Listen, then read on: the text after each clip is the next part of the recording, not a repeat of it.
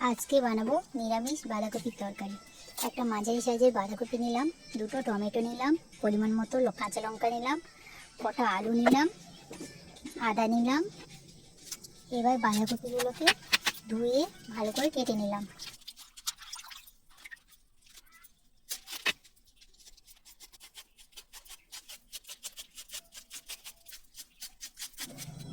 টমেটোগুলোকে ধুয়ে ভালো করে কেটে নিলাম। কাঁচা লঙ্কাটাও ধুয়ে কেটে নিলাম। আলুটা কেটে ধুয়ে নিলাম। কড়াইতে তেল দিলাম, তাতে তেজপাতা দিলাম, গোটা জিরে দিয়ে আলু দিয়ে কিছুক্ষণ ভাজতে থাকলাম। তাতে পরিমাণ মতো নুন দিলাম, লঙ্কা দিলাম, টমেটো দিলাম, আদা বাটা দিলাম, জিরে গুঁড়ো দিলাম আর হলুদ দিয়ে নাড়তে থাকলাম। আর কিছুক্ষণ ভাজার পর ঢাকা দিলাম। তারপর ঢাকা খোলার পর হালকা জল দিলাম।